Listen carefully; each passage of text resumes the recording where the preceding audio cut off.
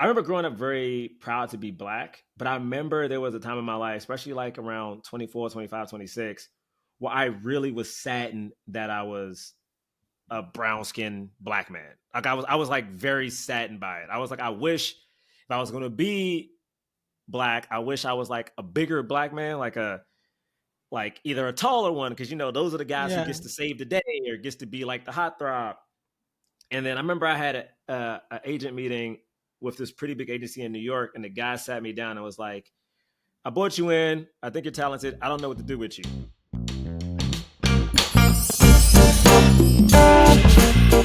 I'm Charla Lauriston. I've been a TV writer for almost a decade, but it wasn't that long ago that quitting my day job and moving to Hollywood was nothing but a pipe dream. After lots of failures, many mistakes, and many lessons learned, I've now written for 7 TV shows, 2 features, and sold 3 TV pilots. I've done all this through imposter syndrome, burnout, and with zero roadmap. On the Working Writer podcast, I pull back the curtain on breaking in and teach screenwriters and creatives how to thrive both personally and professionally. Without further ado, let's get to work.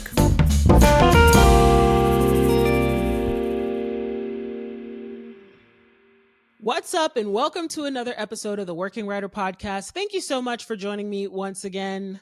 Today's episode of the podcast features the uber talented Jerah Milligan. He's an actor, writer, director who has directed episodes of Desus Mero. He also wrote, starred in, and directed episodes of the Netflix sketch show Astronomy Club. Now, in this episode of the podcast, Jerah and I dive into his journey into the industry, and we get quite honest about the state of the industry, which, unless you've been under a rock, you might be aware that the industry is going through a contraction, which just means that companies are making much less than they used to make during the golden age of television. That was just a few years ago. Quite frankly, I'm really not sure what the future of the industry looks like. It's very clear that things are slow, and it's very unclear when things might pick up again. We only have so much control, and really the only control we have is over ourselves and our own actions. And even though I don't know what the future holds, what I do know is that all of us as creatives should be doing our best to secure ourselves in the present moment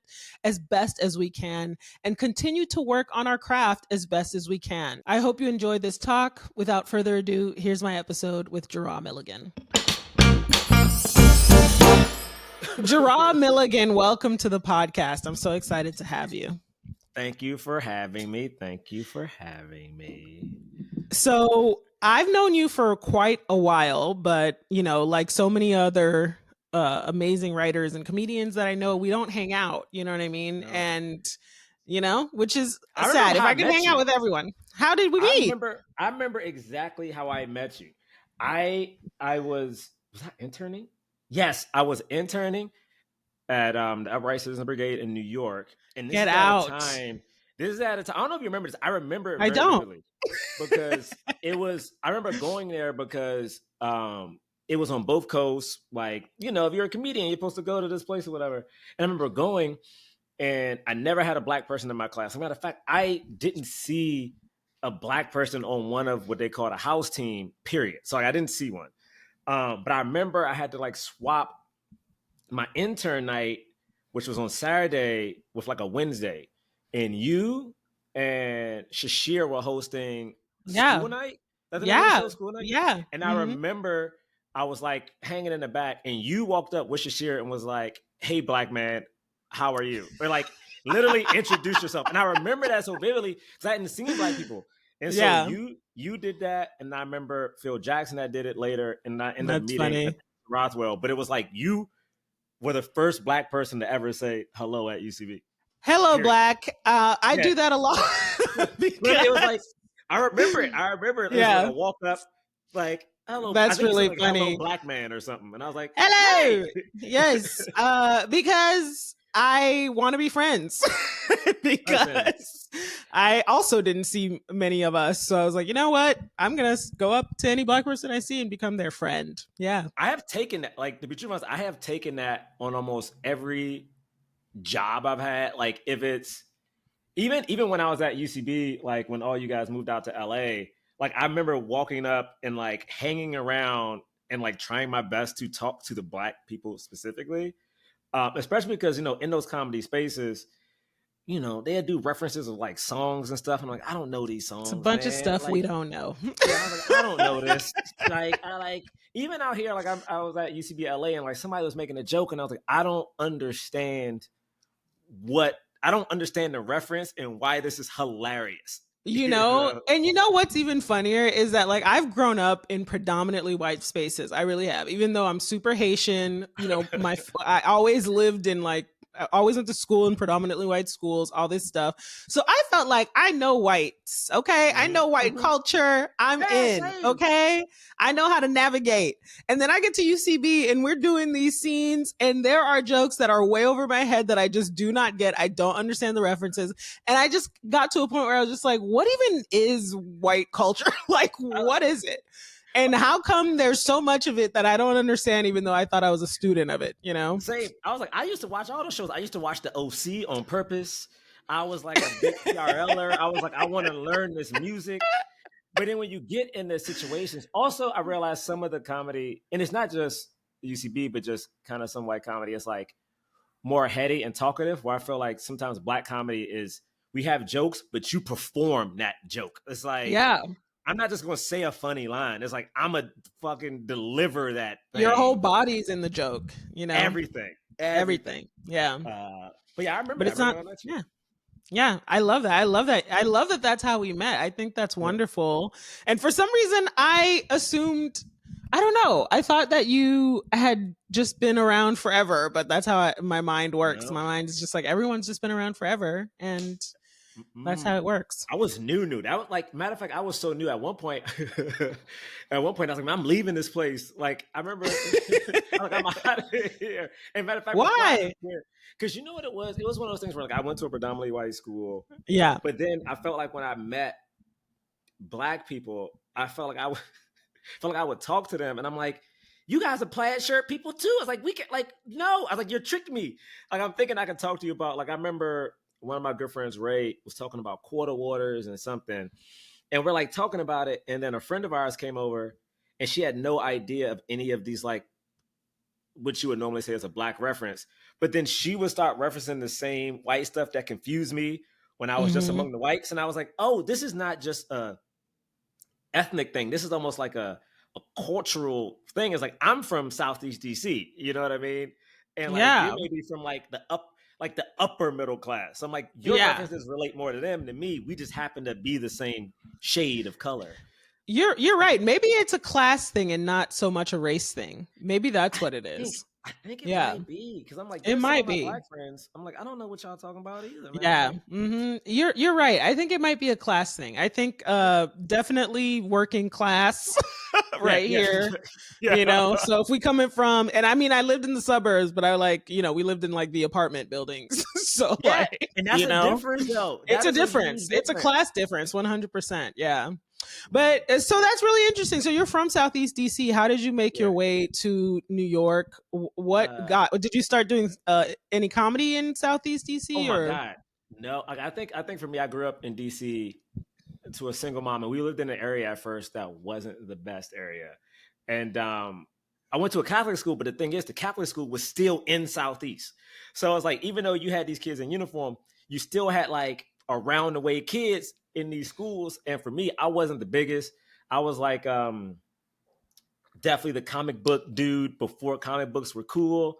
Like I Mhm. had a Gambit and a Wolverine toy. I had Payless shoes with the characters on them for much Aw. longer than I needed. Like it was like I am grown. And I'm grown. Like, and the thing is, I remember I don't know, I'm old enough. I remember this show called Bobby's World, where like the thing about Bobby was like Bobby was a little kid, he had big feet and a big head. And I was small with like grown man feet. So I was like, I might have been 10 with a size 9. Like it was Oh crazy. shit. And I never got tall. Uh ever. But I always wanted to do entertainment. But like growing up in DC, my family wasn't really cool with that. It was like, hey, bro, like, you're the one that's in school. You're the one that's going to go to college. Like, you going to come get a government job. That's what you're going to do. So I remember I tried to get into like Duke Ellington. I wanted to at one point, but then that kind of got shut down. And then when I went to college, I lied about my major until my junior year. Oh, Like wow. I took, my gen ed classes, but every other class was film and theater classes. And my mom wasn't like she wasn't Right. checking what I was registering for. But by the time they were like, oh, by the time it was too late to change, I was like, oh, just so you know, I'm like a film and theater major. Like, I'm a film and theater major. And I looked up and like in college, I knew I didn't have any connections. So I remember I applied to be an intern at MTV. I applied for this internship like 3 times a day for like 2 to 3 weeks. Oh, So much wow. so that they called me twice to do an interview, not knowing I had already interviewed. And like it was crazy. I like slept under the desk at MTV for a while and almost got caught because we didn't have a place to like. Because those internships didn't pay. When I was Right. young, like that stuff was free, yo. Yeah. So my parents didn't really accept the acting stuff until Astronomy Club. Like, and Oh, that was, wow. and that That's was, recent. yeah, and that was, and the thing was crazy. I was like, I felt like I had success before then, but until Astronomy Club, that's when they finally were like, all right.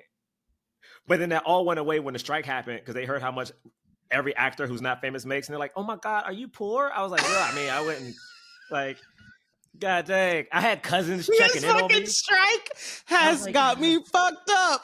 Yo, and the thing is, because you know what it is? It's like we know as like writers We and creators, know. like, yo, Yeah. I'm on this show right now. I'm gonna Mhm. try to, when your show, you got like a month left in the room, you're like, hey, I'm gonna try to get another job. Or if you're acting, like, oh, hopefully this give me the next job. But that's our business. When the strike Right. happened, everybody knows. It became Oh, y'all everybody's niggas are business, hurt. and I'm just like, what? Yeah. Like when I had my little cousin check in on me, my little cousin is in high school. She was like, Jerah, are you okay? I heard about what's happening. I was like, I'm good.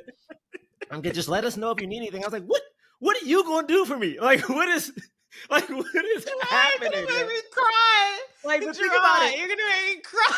Like, and then the reports got so bad. It's like actors are Oh losing my their hopes. God.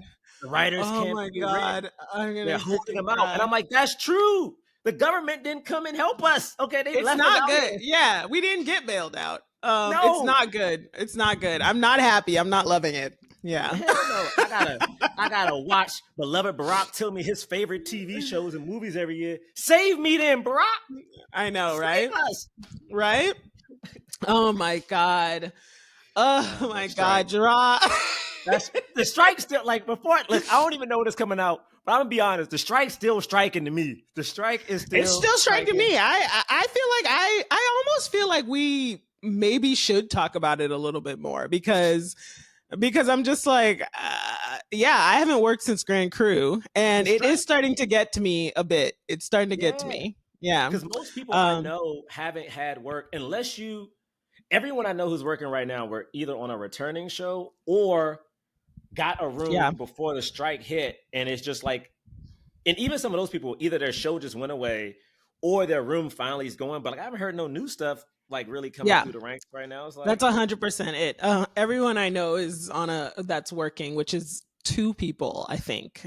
One for sure is on a show. I know one of y'all paying rent. Yeah, one for sure is on a show that is returning, I think, for like its 4th season. So yeah.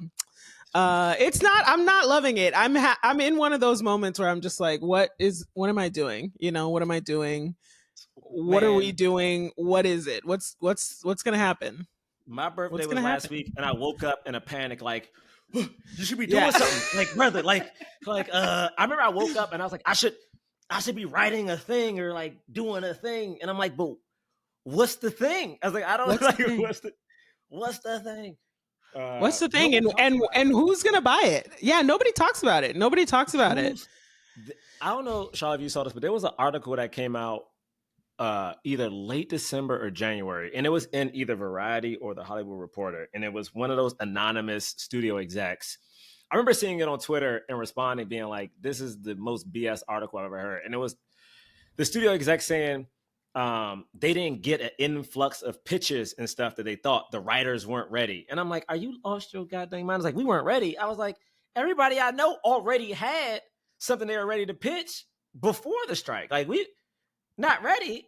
Man, Lord. You know what? And also, I mean, excuse my French, but fuck them and fuck that, because you know Agreed. what I mean. But also the execs, the execs that we're pitching to, they're not the ones that are making the decisions. That Yeah. they're not the Yeah. ones negotiating with the AMPTP. They're not the ones. Yeah. They're literally just people who have jobs Yeah. Yeah. and are trying to please a boss. And I always keep that in mind, that it's really not their fault, and like they don't know what they're talking about.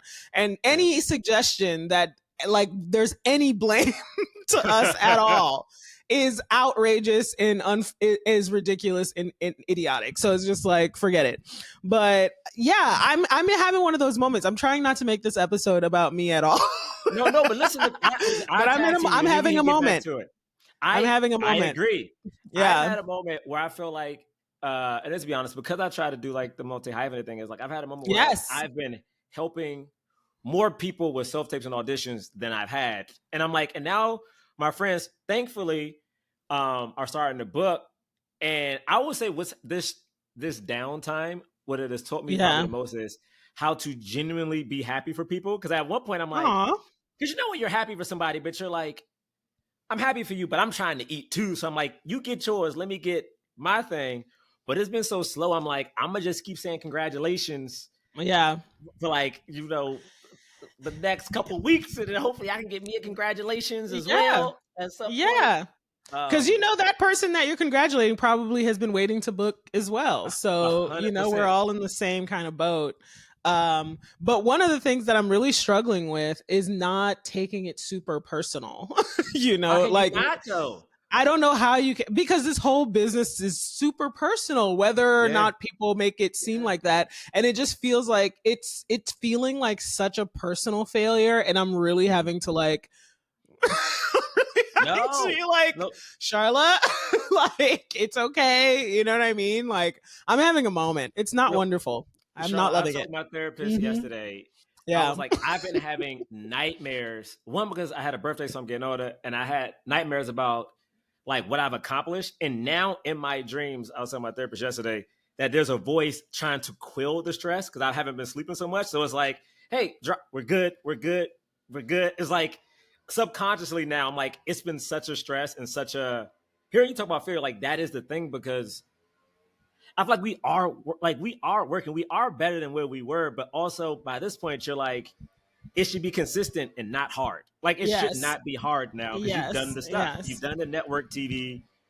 Yes. But then it's like, I don't know. I mean, I feel like I always look at these interviews, and I was reading an interview with Ryan Phillippe, and he was upset that people keep questioning he was defending the distaste that people have of nepotism. Yeah. And he was like, it shouldn't matter. Like, people do this in every business. It's like, it's not just us.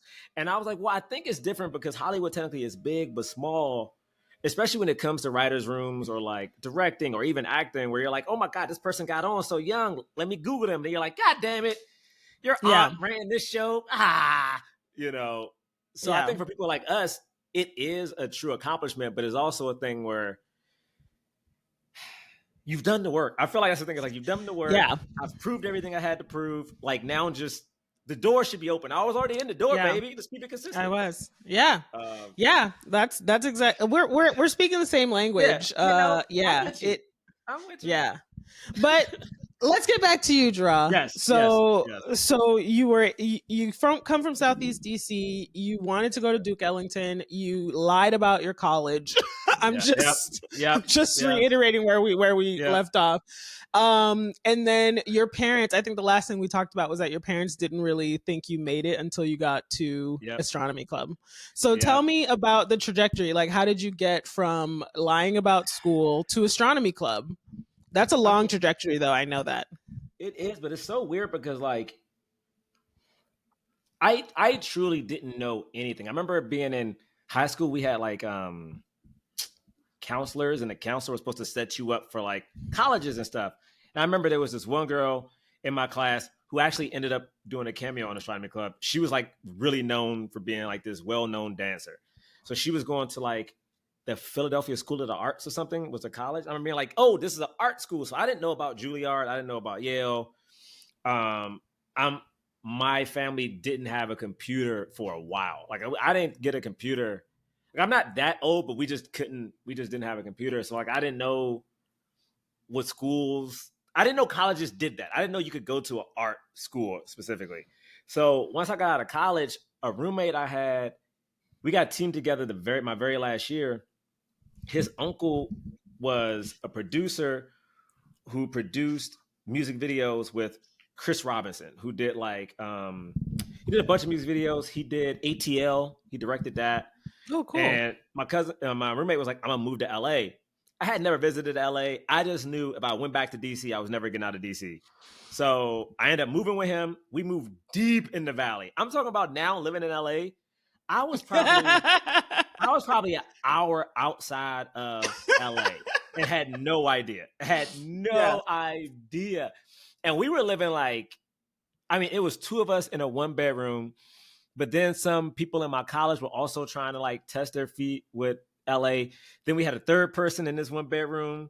Then another person came out, so it was 4. We had 2 twin mattresses in the bedroom. Oh my God. And then 2 couches in the living room. And this is a small valley apartment with carpet. Discussing this. And I was working at MTV actually out here, and I would drive LA was crazy. I would drive 2 hours to MTV, do that in the afternoon. I got a stalking shelves job at a Target in the morning, and I would do that. And then I ended up getting a PA job on a show that doesn't exist called Deadliest Warrior, and I would be the PA who would drive a white van down to downtown LA and pick up freshly killed pigs for them to test weapons on. That was the show. Yep, that was the show. Because the show was like a samurai versus a ninja, but you can't test the ninja blade on a human. So they would test it on pigs, and someone had to do it. And when you need money, that sucks. Was the job. Yeah, that was the job. That sucks. And then I ran out of money. I did groundlings in LA, but then there was an 11, 14-month wait to go to the next class. And I was like, screw this. I was running out of money. I went to New York for some reason because I was dating somebody there. And she's like, oh, it's probably easy to get around. And then I got to UCB because I remember UCB was on both coasts. So if I ever needed to go back to LA, I could just do UCB LA. Then honestly, I was about to quit UCB and I ran into Shantae Bowen because we did a diversity jam together. And he's like, hey, I heard they're trying to do a black improv rehearsal for auditions. I'm going to show up. Do you want to come? Matter of fact, I had quit interning at that point. And I was like, yeah, sure. And sure enough, that group ended up turning into we had maybe 10 people or more that showed up. And then slowly it dwindled down. And that group ended up turning into Astronomy Club, which was crazy. And I was leaving. I didn't even know Shantae like that. I just knew he was black, so I would give him a nod in the hallway. But yeah, then Astronomy Club. Honestly, Astronomy Club was. This is the secret.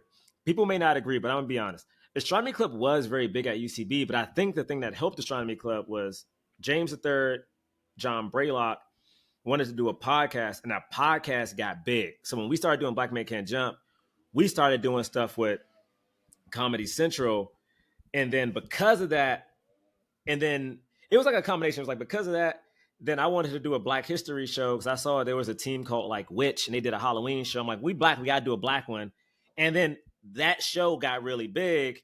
So we already were doing stuff with Comedy Central, and we're like, well, if we can get comics to watch, and maybe we can bypass, if you got comics to watch, you could pitch a web series. Mm-hmm. We're like, yo, we're already making one with y'all. Let's just see if we can slide Astronomy Club in. And it worked. And then we started doing those videos. I think those videos should have come out sooner, but we did those videos and we were able to take those videos, show them to Netflix. And then that's kind of how it was a lot of backdoor maneuvering, which I'm not proud of, but I think the Black man in me that doesn't trust anybody, I remember just going to Braylock and be like, yo, we just got to send this stuff out. We didn't ask the team. I was just taking stuff before it was locked. Cause I was Comedy Central, as much as I love them, I truly am thankful for everything they did. It was just, they had 3 sketch shows that were white people based. I remember it was 3 white sketch shows. And at the time when we were getting ready to come out, Three Pete, which was the Chicago black team, was coming out. And we were asking, can we just do videos that aren't political or, we just want to do funny stuff. And we kept getting pushback. But then we saw that the new producers from Comedy Central from Chicago really liked Three Pete, but the New Yorkers really liked us. But the Chicago producers had more weight than the New York ones did.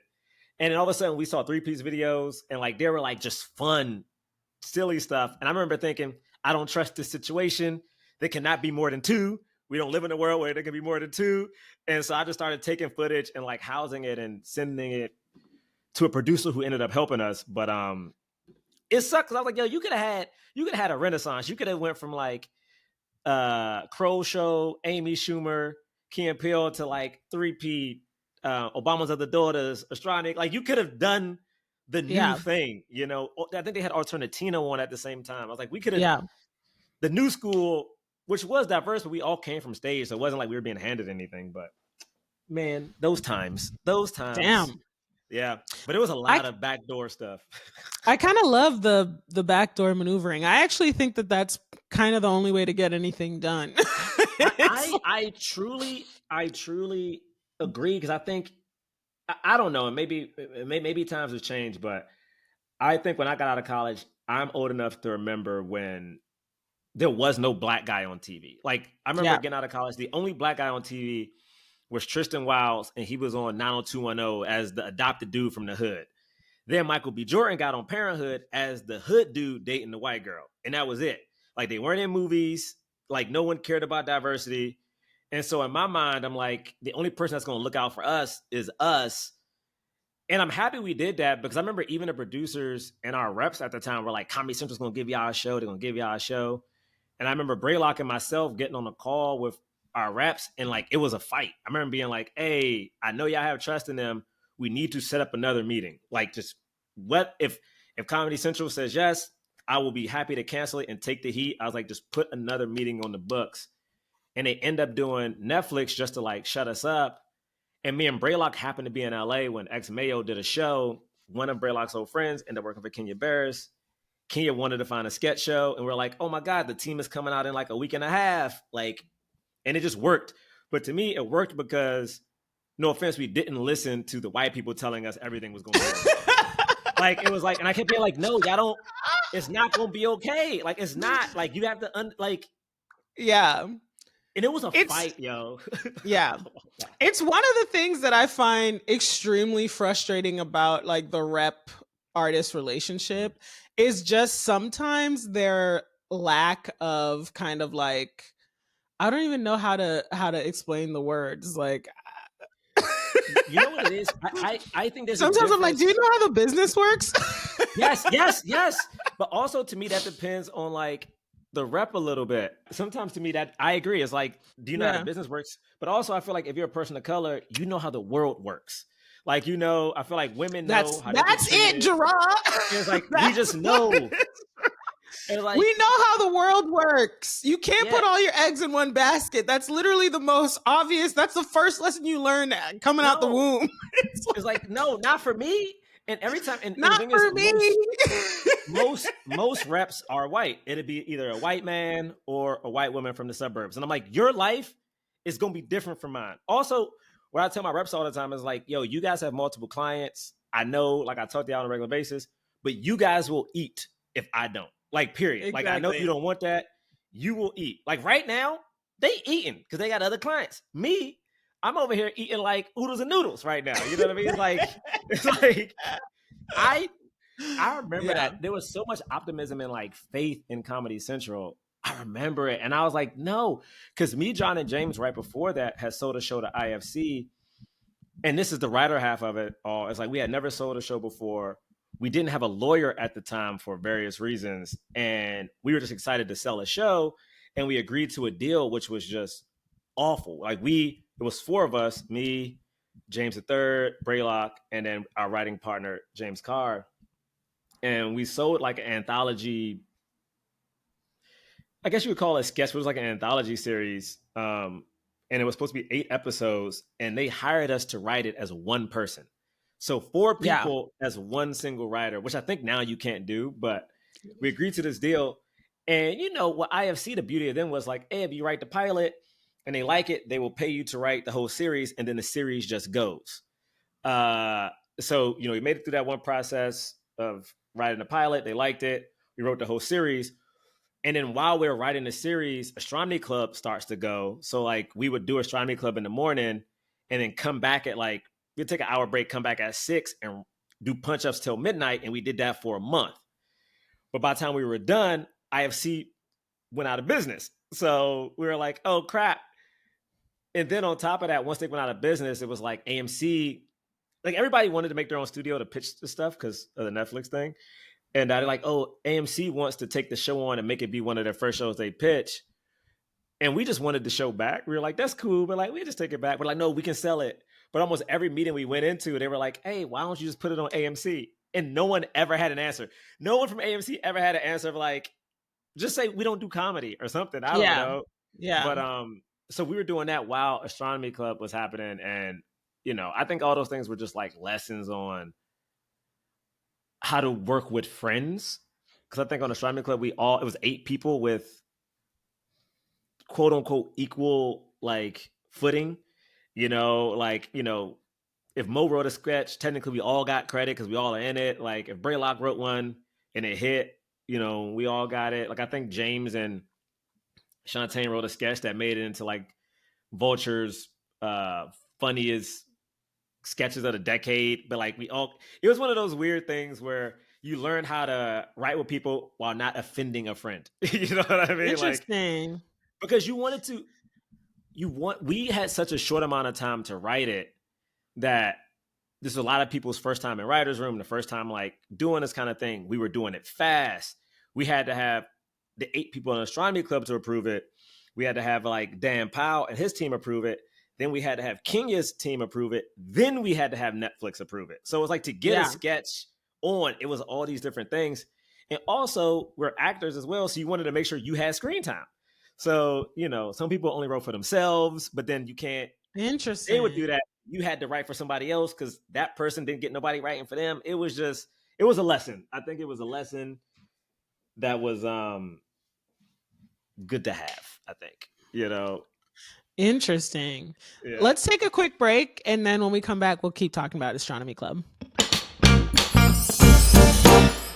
Are you ready to join hundreds of writers and creatives learning how to take their lives and careers to the next level with the Working Writer newsletter? Then go to theworkingwriter.com/join and sign up to get the Working Writer newsletter straight to your inbox. And now, on to the show. So I feel like we got into Astronomy Club super fast. And before we get back into it, I wanted to say something about the rep thing, because I feel like if I feel like I don't want to color anyone's opinion too poorly about reps. Yes, who's listening to the podcast, especially if they've never been in the business. I feel like the people who are listening who have been in the business and are repped or have been repped have a sense of what we're talking about. And I just want to make sure that it's not all negative, like, because I feel like I'm trying to check myself on this podcast. No, I love that. I feel like I'm trying to check myself now. It's so funny. I'm happy you did it, because I was like, yeah, man, we was real. It's like, no, but you're right. Please, thank you. No, please I mean, because I think it's not even just about being real. I think it's about being like fair. You know what I mean?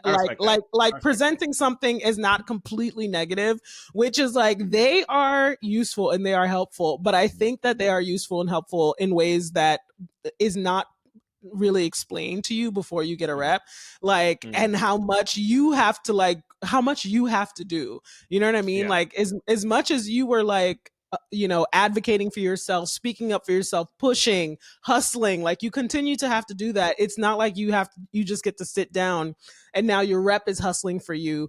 And that's sometimes you do get a rep who is freaking on top of it, who is as fiery, as pushy, as as strong as you need them to be. And sometimes you don't. It really depends on the person that you get, and your relationship with them can be whatever it is. And it definitely can be positive. It can be just okay. Like, I just want to make it clear, because I'm just like, I don't want to make it seem like it's all negative in any way, because I don't think it's all negative. I just think it's just like you would assume some of the things that you're doing, like the way that you're thinking, with a Yeah, really worldly sense of, a POV of the world.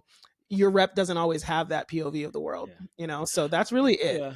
And you're right. It's like I will say my managers, but one manager in particular has helped me in such a personal level where like, I mean, moved to LA, he helped sign for my car. You know what I Yeah. mean? Like there's such a personal this thing to it. But I even tell him, I'm like, hey man, like I think, and I was like, also you have to understand, I come from a mindset of one going from like I lived in New York for I think most of my adult life. New York, we move fast. Like we move fast and I Yes. feel like we're aggressive. Yes. So Yes.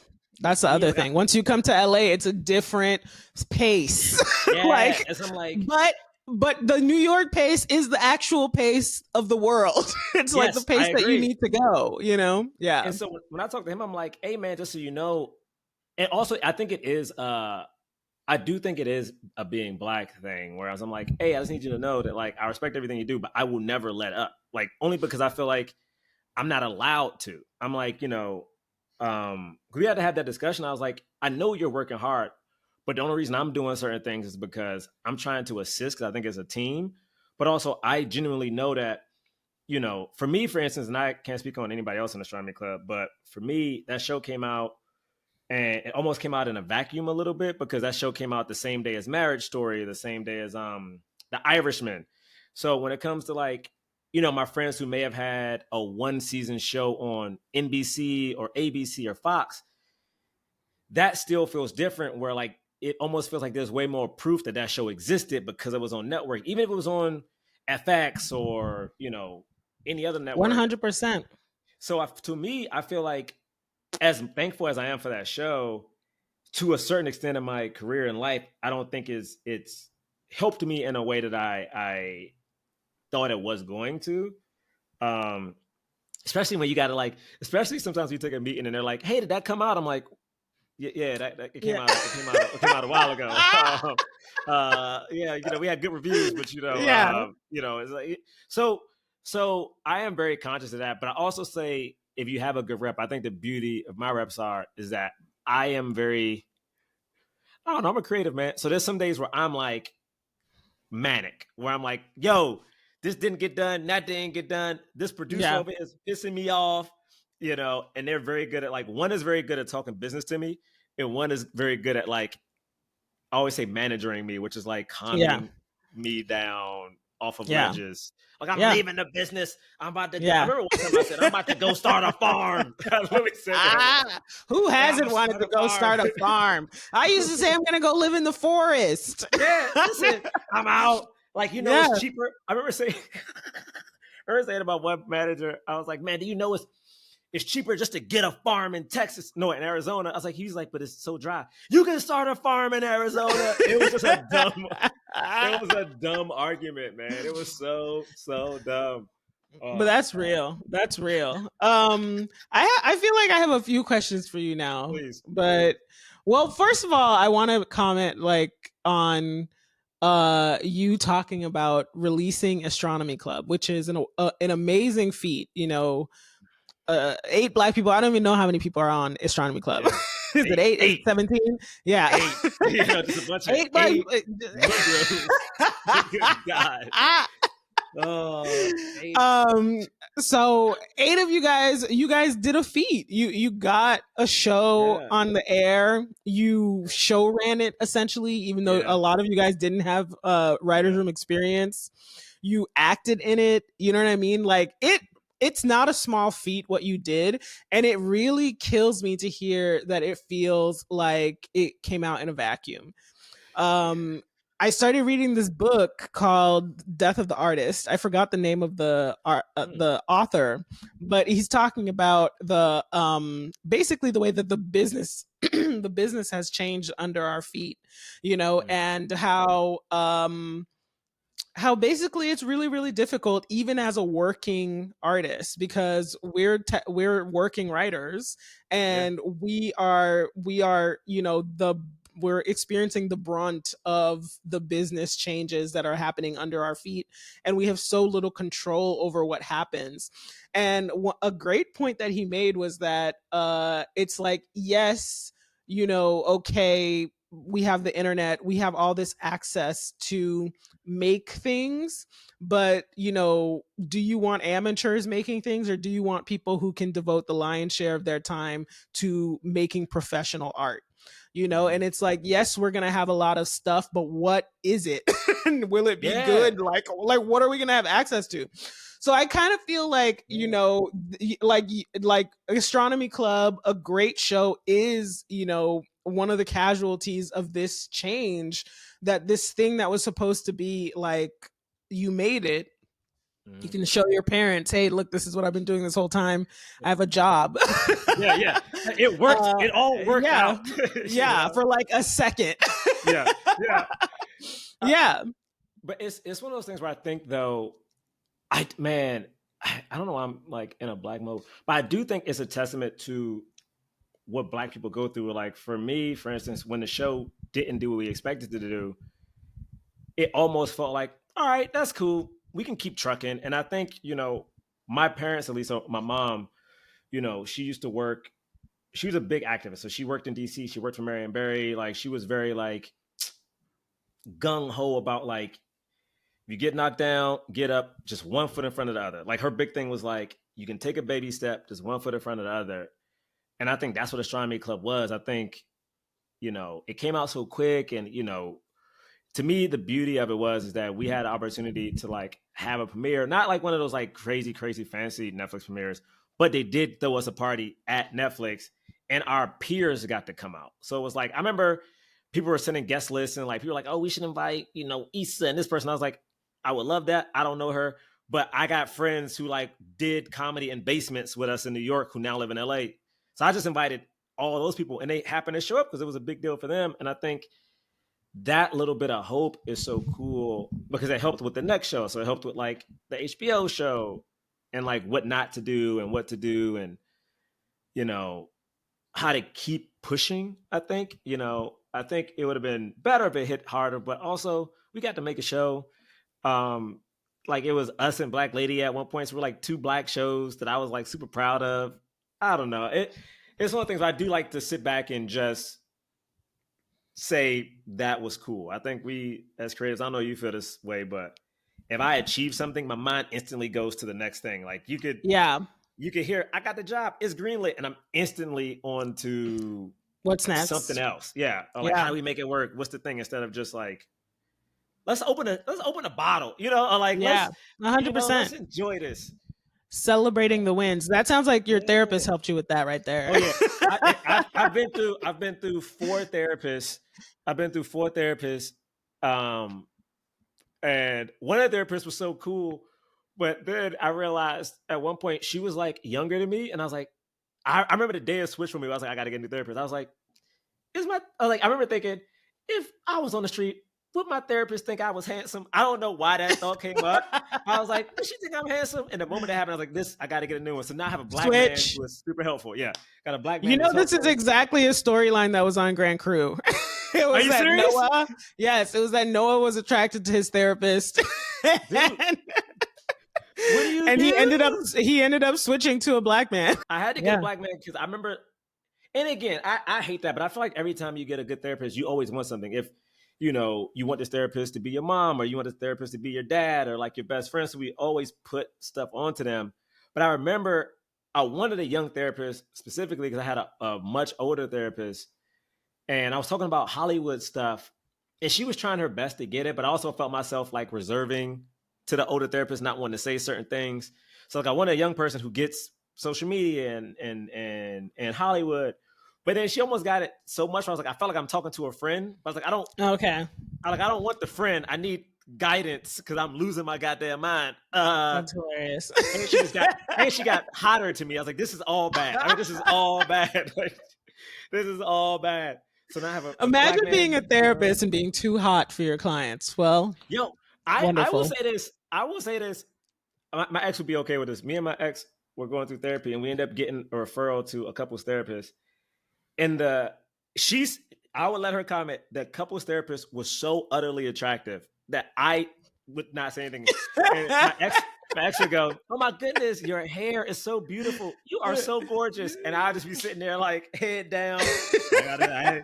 I don't know. I didn't notice nothing. What? It's blonde now? That's crazy. That Like, is so oh my funny. goodness, your eyes are Oh my green. God. What is happening? All right. So that was like a 15-minute detour. All right. That's what To I do. I'm ask sorry. you. I'm sorry. No, I'm really in control of this. Yes.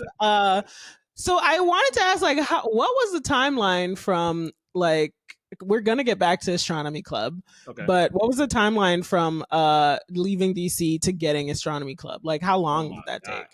take? It might have been 8 years. Like I left DC at 23. Yeah, well, but not. I left DC at 23, and Astronomy Club we got at 32. So it was. I spent like a year. I spent a year and a half in LA trying to figure out how to get an agent and stuff, and that just didn't work out. I went to New York and I was trying to do the same. And I was working at MTV. I didn't get an agent until I was 28, 29. Like I remember I would take meetings. I would do those pay for play things where like you would pay to Yeah. audition in front of an agent or a casting director. And at the time I was doing UCB at night and taking acting class as well. And I just could not get any footing. And then I took a class with Cody Beakey and Seth White. They ended up becoming the casting directors of Broad City. Oh And wow. so two things happened at the same time.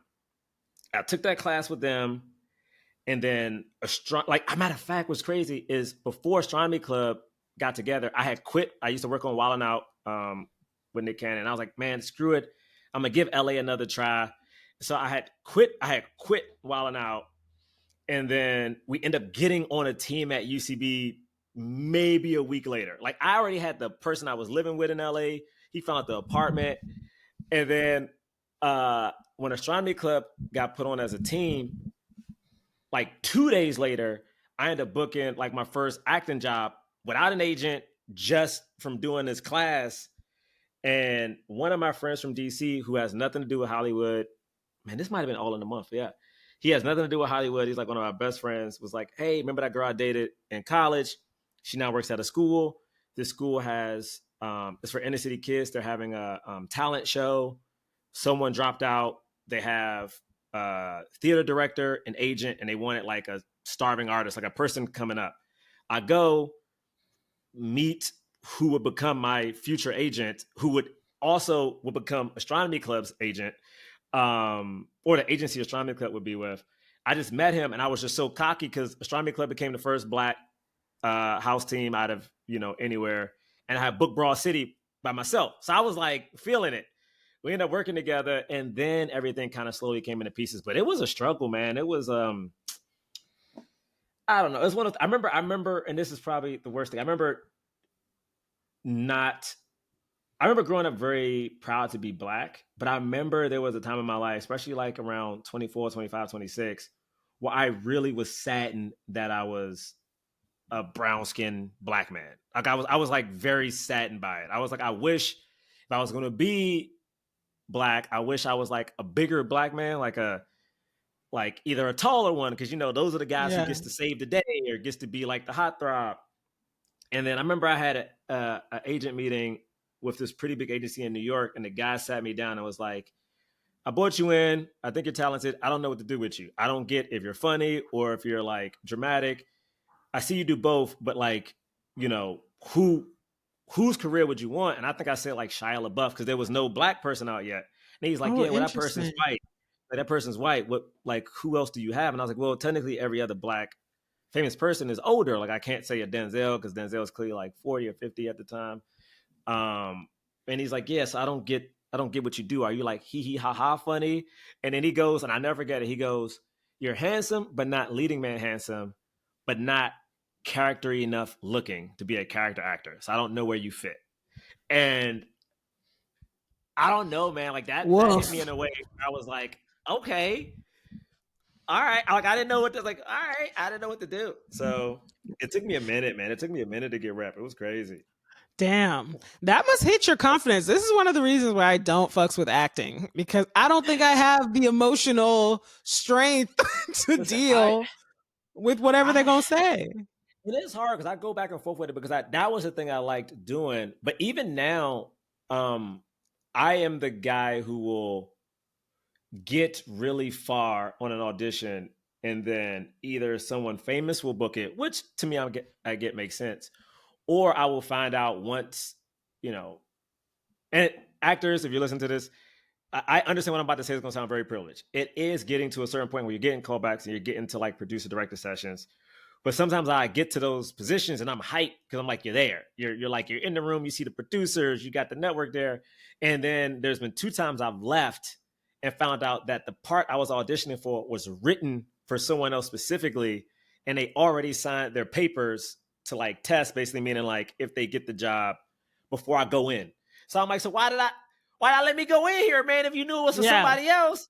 So that's happened to me a few times. And I think it just builds a tougher skin. I feel like it makes you find the joy and stuff. Like I think if you're, I can't speak to a Black woman's experience, but as a Black guy growing up in a certain area, I always knew, hey, no matter how rich you get, if you're driving a car, a cop pulls you over, it's at night, you need to act this kind of way. Like if you're, you know, dealing with, white people in certain experiences, in certain situations, figure out what kind of room it is, and you got to, do that code switching thing. So for me, that's kind of what acting is. And even when I write like I will write from my own experience, but I also will make sure if I'm pitching a show, I will read the room and figure out how can I get these people to understand, because you're normally pitching to white folks, so it's like, how do I get them to understand this thing that they probably have no relation to in any way, shape, or form.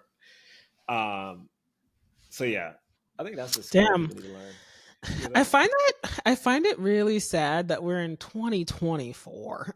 We're like, Yeah, we're deep into the future and we're still talking about these experiences where you feel like you have to code switch and where you have to kind of handhold, you know, yeah, or be a part of an industry that is just like, you're not Shia LaBeouf. yeah. Like you can't. And Dog, what I even is remember Shia that. LaBeouf? What even is Like, Shia LaBeouf? yo, He's Shia. It's when I tell you, I That's remember that. unbelievable. I remember that, and I remember this guy. I remember, like, you know what it is? That's what I said. I want to be. I want to be either famous enough, or that's not the word. I feel like there's certain creators that we have who are protected. Like I feel like no matter who you are, you're going to protect the Quinta. You're going to protect the Issa. And also when they say names, we listen. It's like, because I'm Mm, like, if you wronged one of our, if Zendaya came out and said whatever director was mean to her, you better believe nobody's messing with that director, no matter how famous they are. And I'm like, I want to get to the point where, when we have these interviews, not saying you want to say a first and last name, but you can be like, yo, I remember when I met with like blah, blah, blah. It was really detrimental to my career because of these moments. Because I do think those people should learn a lesson. Like I think we as creators are always told to like bite our tongue because you don't want to offend yeah. anybody. You don't want to Yeah. rock the boat. But to me, in doing so, we're just allowing bad We behavior to allow it. continue. Like Yeah. we're just doing it. I So mean, it's I do think about that a lot. And I think sometimes, like, you really have a livelihood. Some of us really have a mhm. livelihood to consider. And I never want somebody who has a like, literally, this is you don't maybe your family is depending on this or like something like that. Like I never want that person to feel like they are the ones who have to put their Mhm. livelihood on the line so that I this know. person learns a lesson, or so that Yeah. so that we change the thing. If anything, it makes me just feel like those people, like the Zendayas, like the Issas, like they have a little bit more of a responsibility, a lot more of a Yeah. responsibility, frankly, Yeah. to speak up because they can, because they're in a Yeah. position to. Not saying that you shouldn't. You know what? Now I don't even know what to say. Yeah, but also, but see, even that is like, I Yeah. think that's okay, because not saying someone has to, but like if you've had a situation where something's happened, Yes. I do think if you feel comfortable enough, you should, if you're in a position of power, you should be able to say something where, like, I read that Issa article and she was talking about like the shows that were getting canceled and things of that Yeah. nature. And I'm like, that is someone speaking up for Black people, where it's like, yo, we already didn't have that many shows. And I understand Right. overall, a lot of shows are getting canceled. A lot of things are being, producers are not taking as many pitches, executives. But it is very telling that the very few Black shows we had are gone now. Yeah. That is to me like, very telling. So I don't know. I do think things are getting better slowly but surely. But like I'm telling you, Charlotte, you'll know the day I'm rich is the day. You listen. You'll know the day I'm rich when the day I'm like doing an interview and be like, and then this nigga Marcus, like I'm just like, and I'm just out here. I want my Quincy Jones, like telling all the 100%. secrets type stuff. That's when you know, oh, this man made it. 100%. So you've said a couple of times on this pod that you might quit, or if you quit or something like that. What else would you even do if you quit, Jerah? I don't know. I think right now I'm all in. Like there were a couple of times, like I will admit, that time I was talking about after Astronomy Club. I will say the most humbling thing about Astronomy Club was I was working on a show before Astronomy Club. I was directing for Desus Mero, which was probably the most fun I've ever had. No way. That is so cool. They are a true example. It sucks they're not together, but that was a true example of bringing people up. Like I knew them at MTV, and like they sat at MTV for 3 years. They pitched that show. MTV said no. I knew them. I was the kid directing stuff. I always hung out with them. And when they got their Showtime show, they had their showrunner reach out. They were like, yo, find his website. I know he got one. Reach out. They did. And I was working on that show for maybe like 2 months before Astronomy Club hit. They gave me their blessing to leave. And the job did pay very well. But because of our deal structure at Netflix, it paid, but it wasn't as much as you would think. So I remember when Astronomy Club ended, I had to find a job immediately. Like just because like I'm paranoid about money. So I remember working back at a small MTV office in LA, and I used to have to drive like my coworkers. I can remember it now. We ended up getting a billboard before the show came out. And so like my old roommate was there and he was like, oh, Jerah has a show coming out on Netflix. And I think people thought it was a joke. And then we got a billboard, and the billboard might've been a block away from my job. And the thing is like, this was a job that did not pay well. It did not pay well. And people would drive past that billboard and be like, Jerah, I saw the billboard. Show comes out in 2 months. Like show come out in 2 months. I saw it. And then people would like count it down like, it comes out in 3 days. And it was just like, but it wasn't, it was almost like embarrassing because I was like, oh, I still got to have this like desk job. And I kind of lost money doing Astronomy Club. So then, oh my God. I know. But luckily, the kind of thing is, Desus Mero at one point let me come back. They were like, hey, bro, how you doing? I was like, I need something.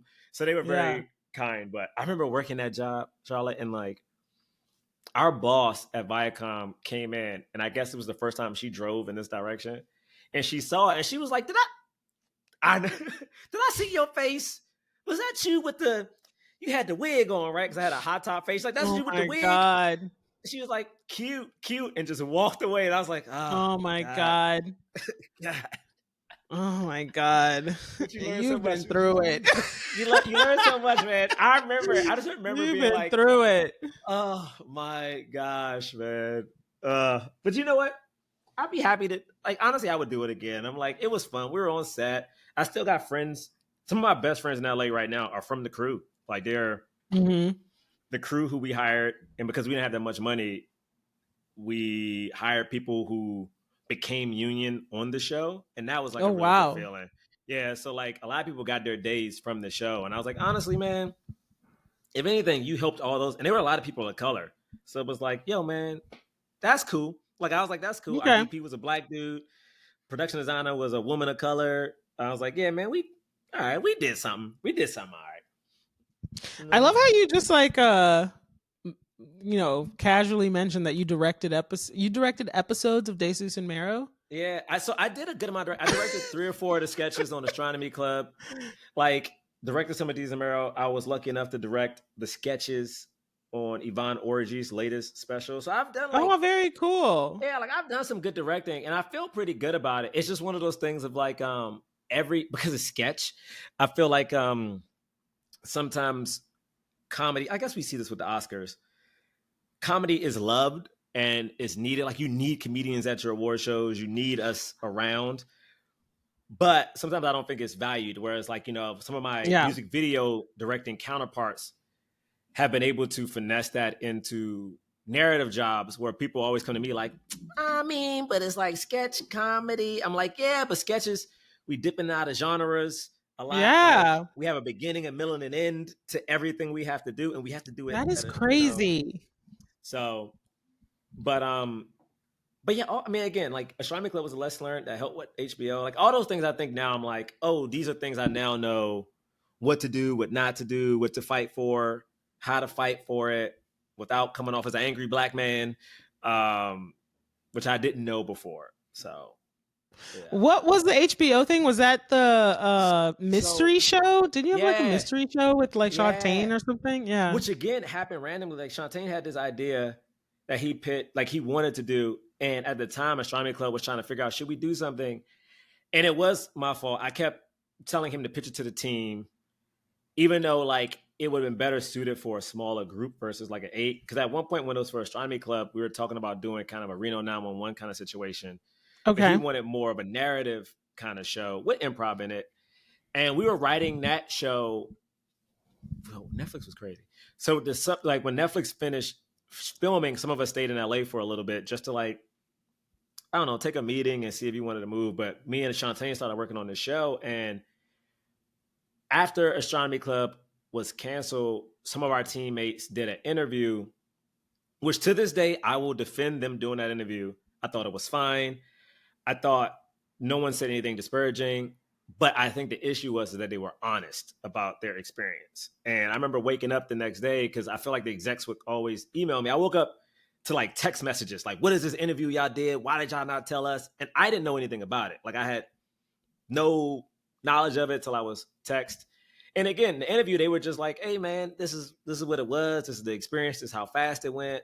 The resources we had. It was like, again, a fine interview, but I guess you can't be honest in certain ways. But so me and my agent at the time emailed every like reviewer of like, we went to like Deadline, Variety, anybody who said anything good about Astronomy Club or Black Men Can't Jump, our podcast. And we emailed them trying to get an interview to kind of clear the air because some people were mad at the team. And in doing that, I think Caroline, our teammate Ray, did this interview. And we were prepping me and Shantae to pitch this show. And someone asked what we're doing next.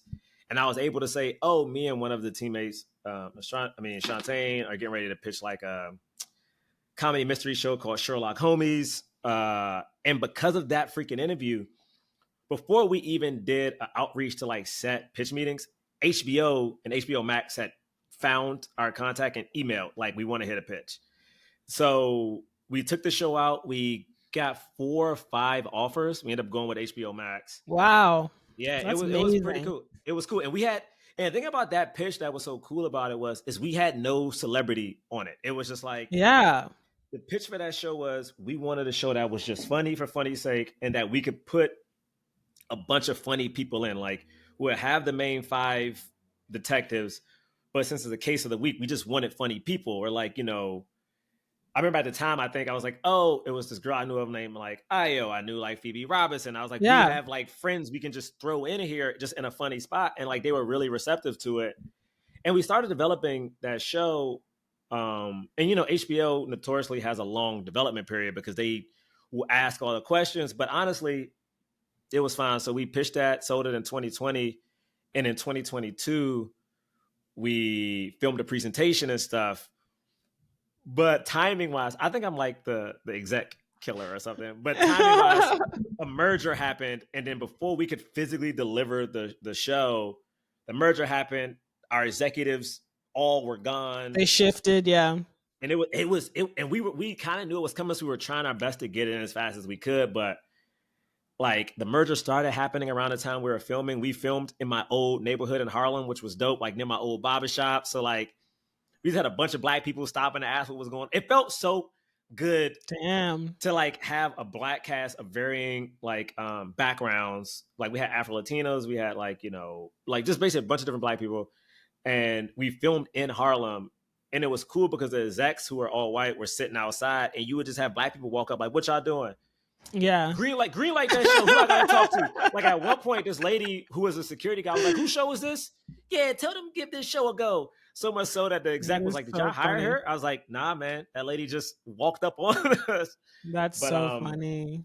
But yeah, that show, you know, we learned a lot. I learned about budgeting with that show. Like not just writing and acting in a show, but because Astronomy Club, we had Dan Powell, so he did a lot of the show running when it came to the budget. Like he would check in with us and like ask about crew. But on this HBO show, we had a production company who they are wonderful people, but filming in New York, I guess, is a different thing than LA because New York is like you can't shut down the streets without paying.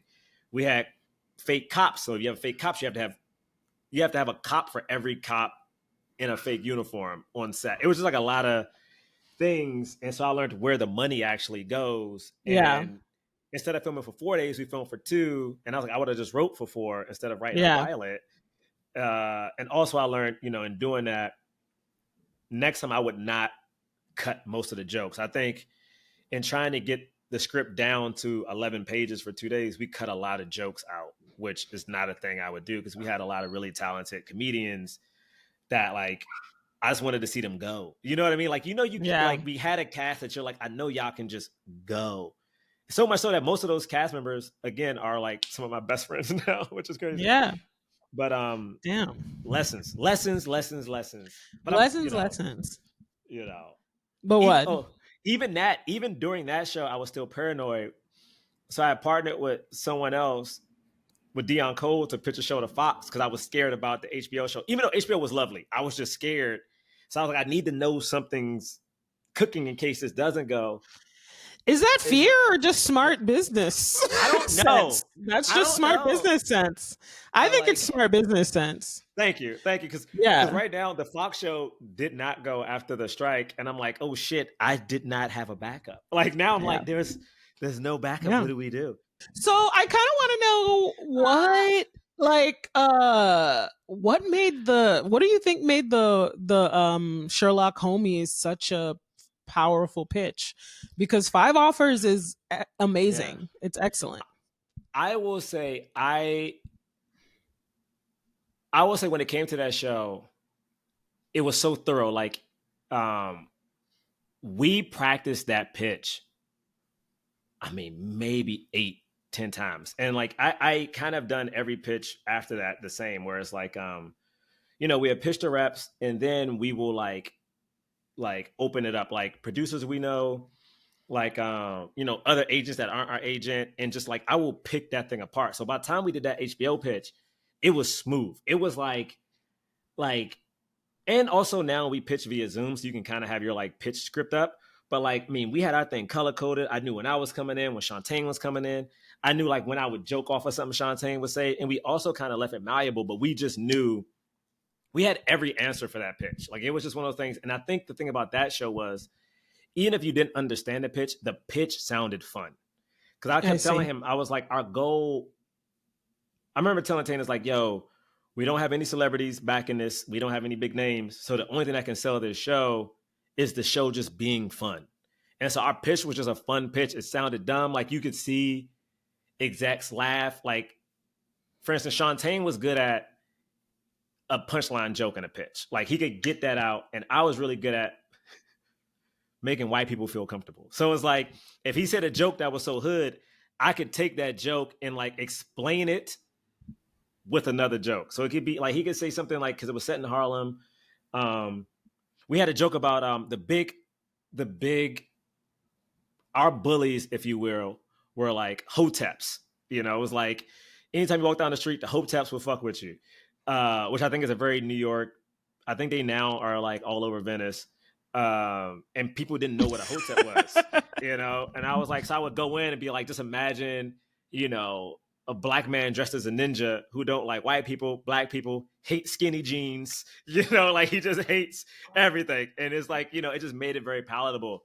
And I think it was just smooth, man. Like, but I do think the rehearsing helped a lot. Like, I think everything I've ever sold, it was a good, like, even before Astronomy Club, when Black Man Can't Jump pitched our show, we rehearsed the hell out of that show. Like, I mean, we rehearsed that show so much that, like, we were kind of bored, like, every now and then, but it still hit. So I think I'm just really big on, we know everything. I want to know. Okay. If I ain't got the answer, you got the answer. Because again, I think as Black people, we don't get the opportunity to say, I don't know. Like, I was talking to a friend. She said she heard a pitch and the guy said he didn't know, but no one bat an eye at it. I was like, was he white? She was like, yeah. I was like, he can do that. I was like, he can do that. He cannot know. He can figure it out. You know what I mean? Like not only do I not have an opportunity to not know, but I almost have to have it perfect. Like, I feel like, you know, we pitched an animated show, 2 places that wanted an animated show, and we pitched a show we wanted, but then every now and then we would get feedback like, well, you know, we didn't like this one thing. And I'm like, that's one thing that you would literally change. Like in the development process, when you're like figuring out the story, a pilot's like, that's the one, you can change that one little thing in the pilot, but that one 100%. little thing made you not trust us. I was like, that is crazy.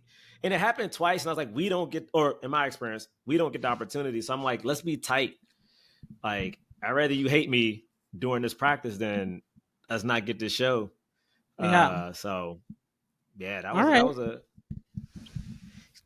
perfection. I know it's no such thing as perfection, but I'm like, we can get really, or you know what, it's not perfection. It's like getting to the point where you feel utterly confident. I think that's that's it. It sounds like you just made the pitch super, super tight, and that the idea was really, really funny. Clearly.